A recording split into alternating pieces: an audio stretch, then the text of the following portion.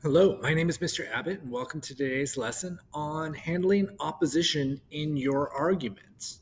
Really, what we're looking at today is what would typically be called a counterclaim, but there's a couple of ways to handle the opposing arguments when you're trying to make an argument for yourself. And so there's a couple things of vocabulary you're going to want to know. You're going to want to know the classical argument, which typically involves an introduction, an opening, or a hook, some kind of context, a claim or stance on the argument, um, positive proofs and negative proofs, counterclaim, and conclusion. Hopefully, a lot of that vocab seems familiar to you by now. I'm also going to introduce what's called the Rogerian argument, which involves an introduction, an opposing position, a context for an opposing position, your position, the context for your position, and the benefits of taking that position. And I'll explain all of this as today goes on. Check this vocab again at the end of the lesson to test yourself. And so what we're going to be looking at today is really what's called the counterclaim. And these are the people who don't take your point of view when you're arguing. And so when we're writing a counterclaim in an essay, what we want to do is begin by thoroughly and honestly stating the opposing side's point of view. You don't want to make their point of view seem like it's stupid or foolish or anything like that. You want to treat it with respect. It's going to give you credibility as an author.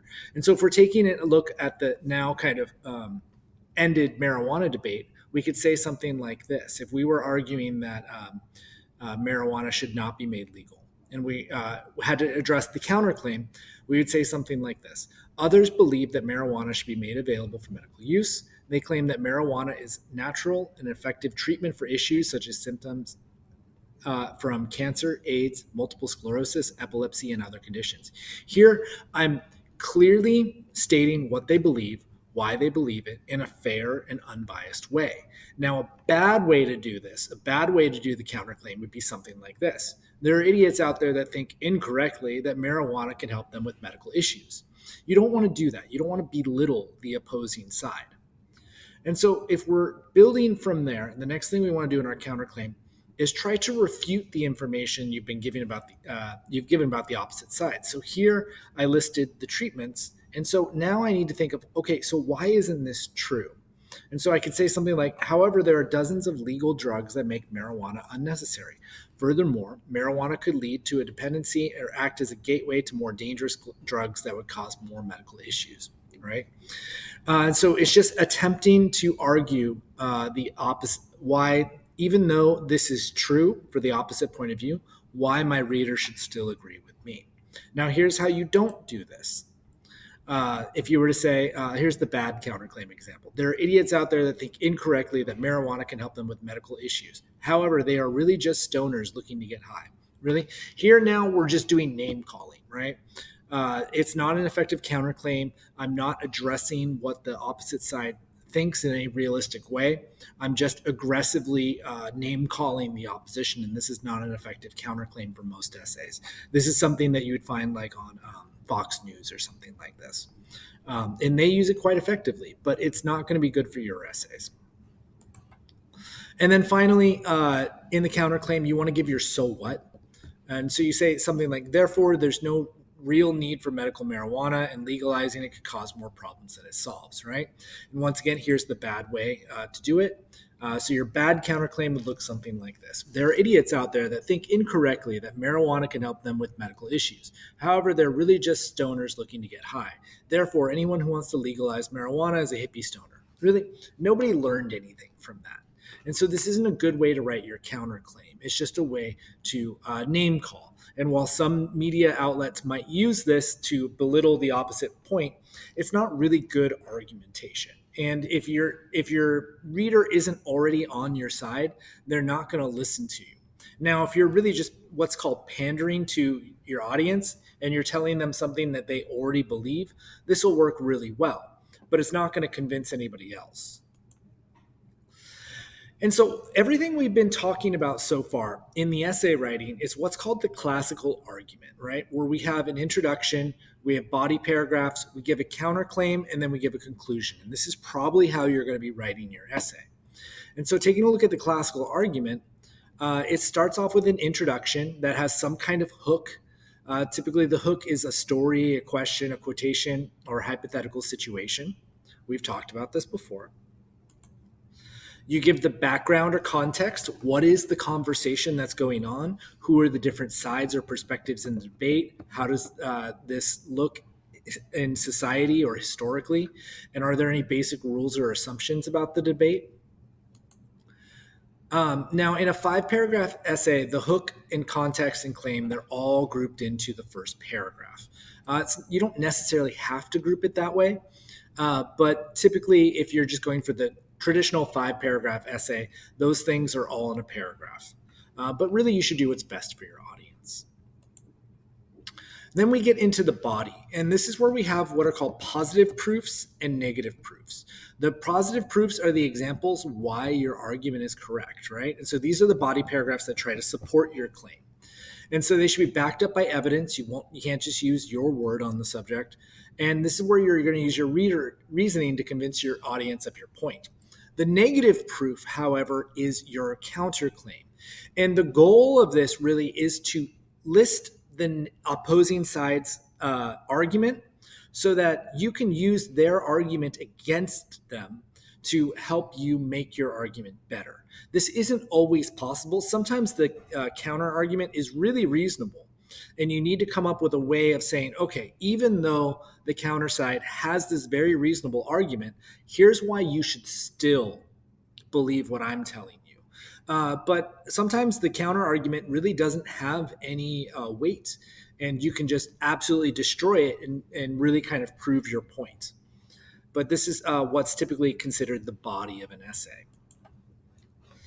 And so, for example, if we were making an essay where we were trying to prove that dogs are the best pet for young children, our positive proofs could be that dogs can escort children around the neighborhood, dogs promote a healthy microbiome in the household, and children in households with dogs have less anxiety, right? All of these things are proving my point, right? But when we have to get to the negative proof and say, okay, well, the benefits that I listed above are not unique to dogs, right? Cats can also produce a healthy microbiome. Children with cats also have less anxiety. And so we have to address that point of view and show that even though that's true, why are dogs still the better pets? And then finally, in a classical argument, we end with a conclusion. And it can typically be one of, at the end, you want to restate your argument and tie it all together. And then you really want to do one of a couple things. You can do a call to action where you encourage your audience to go do something. You can discuss the implications for the future. What will happen if whatever's going on continues going on? Is this good or bad? Don't be overly dramatic on this, but do discuss what might happen if things don't change according to what it is you're saying. You can just discuss other related topics. You can make a historical parallel to a similar issue. Or you can just urge continued conversation about the topic if it's not something that's really talked about that much, right? And so all of this was the classical argument. And so it goes something like this, right? If you're writing an outline for a classical argument, you have a hook, context, claim, positive proof paragraphs, negative proof paragraph, and then a conclusion. And this is really the most writing style you're most familiar with. However, I would like to introduce you to the concept of the Rogerian argument as well. And so this is specifically designed to help you write to an opposing audience and try to change their mind. And this is really one of the only argument styles that's going to really reach somebody who does not agree with you. The classical argument, it's going to be very hard to get somebody who's on the opposite side to come over to your side. You might get people who are in the middle. You'll get the people who already agree with you. But it's very hard to convince somebody who's on the opposite side to come to your side. That's where you want to use the Rogerian argument. And it goes something like this. You introduce the topic. Then you tell what the opposite point of view, what is the point of view that you don't agree with? And then you justify that point of view. You say, hey, look, the people who believe this, they're right because it's right in this situation, this situation, this situation. And so you really go and you reach out to the opposite people and say, hey, listen, you are right. You have reasons for believing what you believe. But then you give your own position.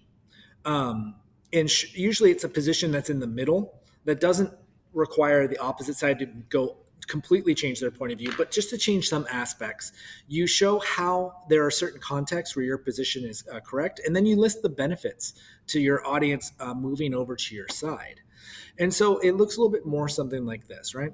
Like the classical argument, the Rogerian argument begins with a hook to get the reader interested in the topic and gives the needed background information. So the introduction of a Rogerian argument isn't going to be too much different, but you're not going to go into your claim right away.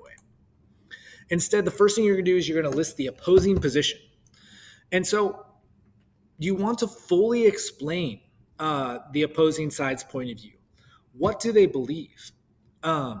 Explain it to them in a way that they'd be like, yeah, that is what I believe. It should be done seriously and respectfully. If you aren't respectful, they aren't going to listen to you. If they think that really you're trying to undermine their position or say something that is going to end up coming back to bite them, they're not going to listen to you.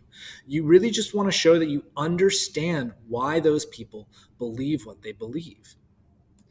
And you even want to go a step further. You want to show what is going on in those people's lives that makes them believe what they're believing, right? What are the situations in the world where their viewpoint is accurate, it is correct? And give examples of why they hold the viewpoint they do. This is really important that you understand your audience when you do this. If you don't understand why they believe what they believe, you're not going to be able to talk to them. Once you've done this, now you can state your position, right? And so it'll typically be somewhere in the middle ground, and you won't ask them to come all the way to the opposite side of the argument, right?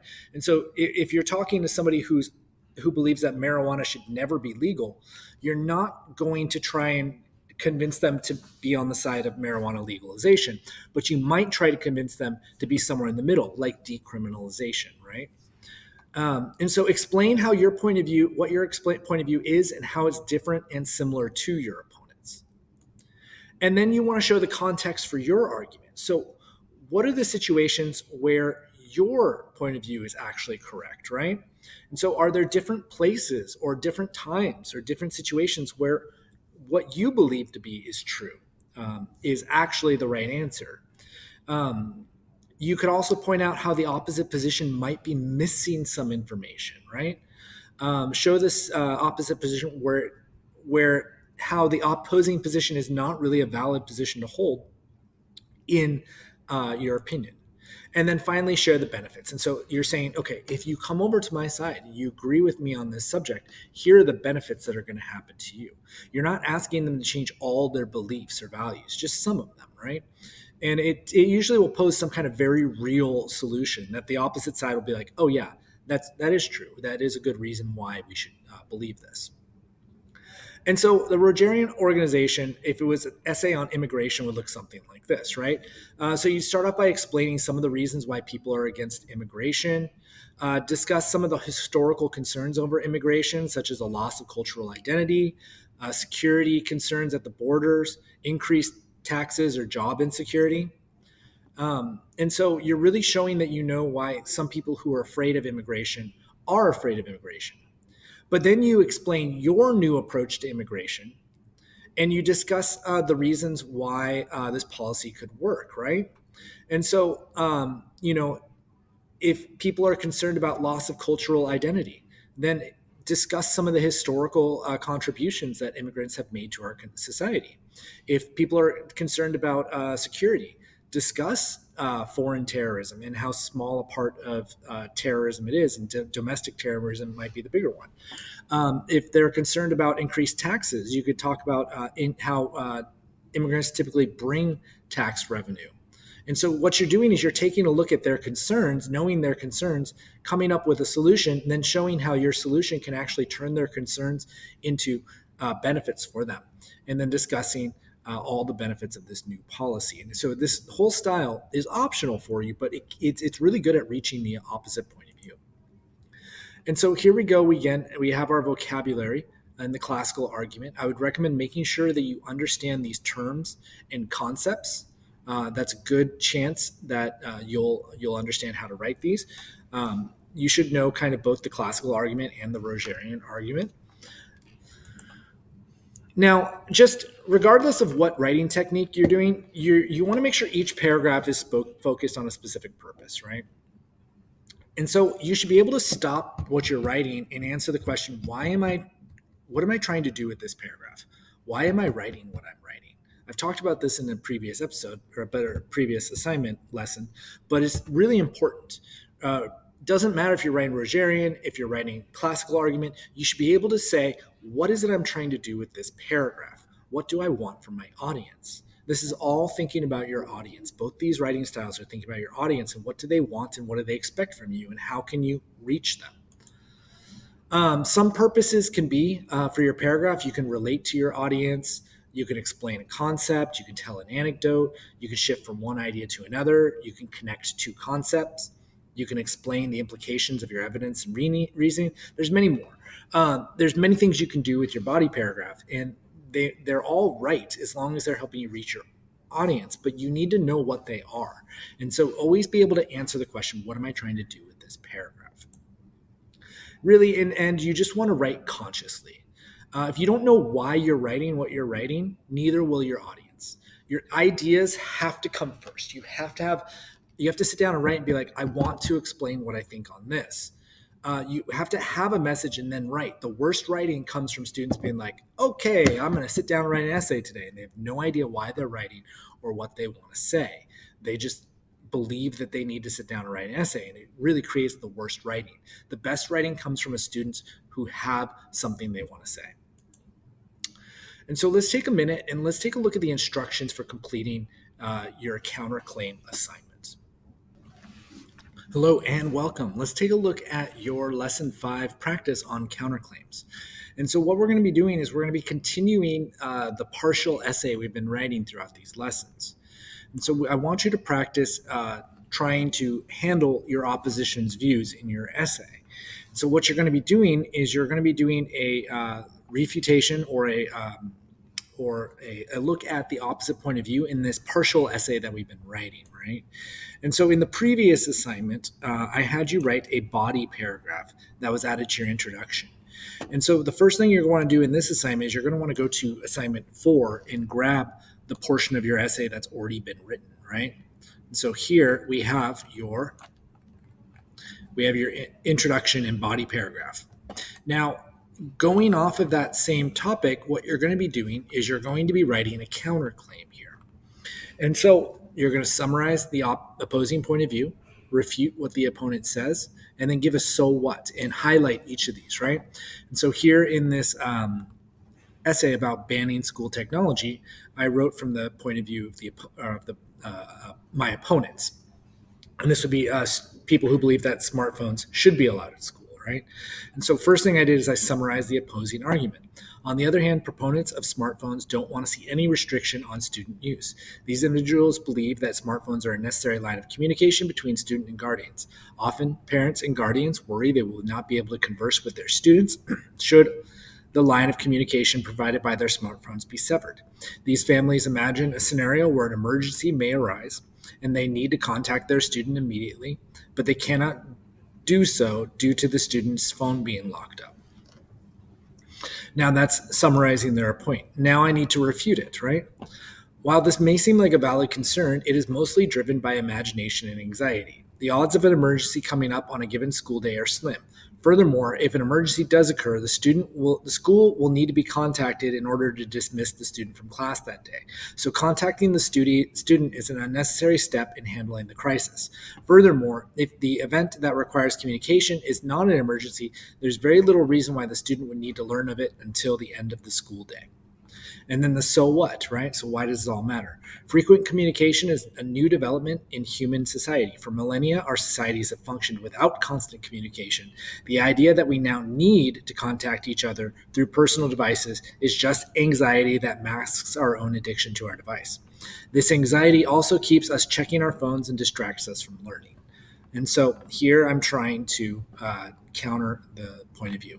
And so here you're going to copy your body and introduction from your previous assignment. And here you're going to write your counterclaim and highlight the different portions. If you have any questions on this assignment, make sure you bring those questions with you to class and ask me. Otherwise, I look forward to seeing what you write, and good luck.